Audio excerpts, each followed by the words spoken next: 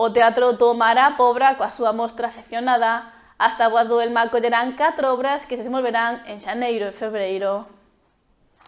A época de Nadal quedou xa atrás, polo Concello da Pobra do Caramiñal recupera a súa programación cultural habitual. A Concellería de Cultura impulsa o regreso do teatro cunha nova edición da súa mostra afeccionada que se desenvolverá no que queda de xaneiro e nas 2 primeiras fins de semana de febreiro.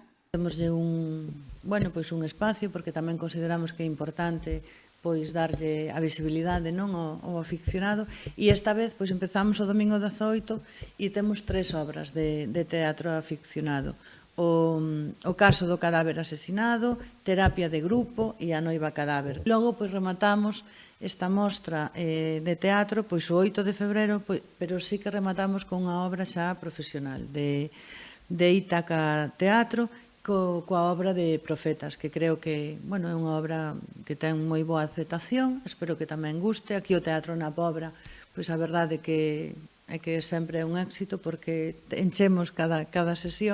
Unha vez máis celebrarase no Teatro Cinelma os domingos a partir das 7 da tarde. Esta mostra arranca este domingo día 18 con o grupo de teatro Asteleiros, ca obra O caso do cadáver asesinado. Este grupo de teatro pertence ao grupo Bazán de Ferrol. A idea do grupo deste é poder facer 2 obras cada ano.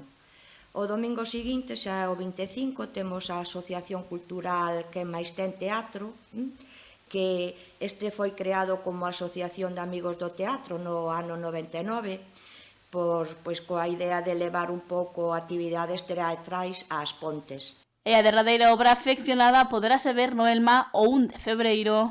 E aquí temos o Teatro das Maniotas, que pertence ao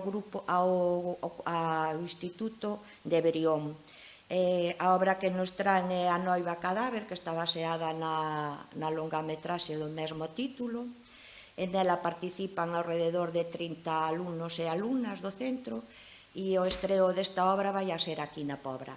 O peche estelar será o 8 de febreiro e correr a cargo da compañía profesional Ítaca Teatro, que representará Profetas, que é unha obra de Ernesto Is, que acadou o 16º Premio Abrente en Ribadavia no 2021. E trata sobre o encontro dunha parella, que xa non o é, son 2 persoas que fan un balance un pouco da súa historia común por medio de outras historias de cine, literatura, e, trata cuestións como o compromiso político, artístico, amor á creación. Esta mostra de teatro conta tamén co apoio da Rede Cultural da Deputación da Coruña. O acceso é de balde ata completar o aforo.